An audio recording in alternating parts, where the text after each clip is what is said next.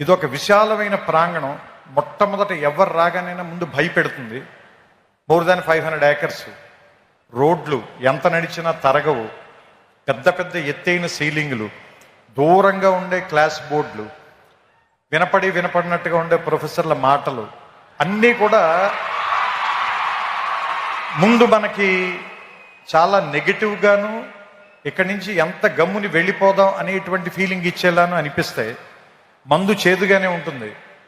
ఆసుపత్రి వాసన మనకి సుగంధంలా అనిపించదు, కానీ అది మనకి చాలా ఉపయోగం చేస్తుంది.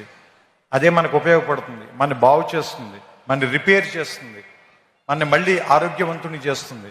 అలాగే ఈ ప్రాంతం కూడా మొదట మనని భయపెడుతుంది, కానీ దీన్ని అలవాటు చేసుకోండి, దీన్ని అవగాహనలోకి తెచ్చుకోండి. ఎందుకంటే మనమందరం వేరే వేరే కల్చర్స్ నుంచి, వేరే వేరే ప్రాంతాల నుంచి వస్తాం.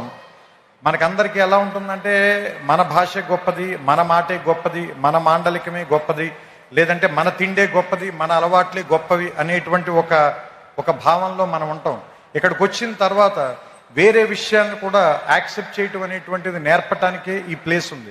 అందుకే దాదాపుగా మోర్ దాన్ 130 కంట్రీస్ నుంచి ఇక్కడికి ఎందుకు జనాన్ని పిలిపిస్తారు, వాళ్ళందరికీ కూడా ఎందుకు ఈ ప్రోగ్రాంలు పెడతారు, వాళ్ళందరినీ కూడా ఇక్కడికి ఎందుకు కలుపుతారు అంటే, ఫస్ట్ అందరినీ కలవటం మూలంగా మీకు చాలా విషయాల మీద మీకుండేటువంటి ఆలోచనలో మార్పు వస్తుంది. కాబట్టి కలవడం మూలంగానే గెలవడం అనేది జరుగుతుంది ఏ మనిషికైనా సరే.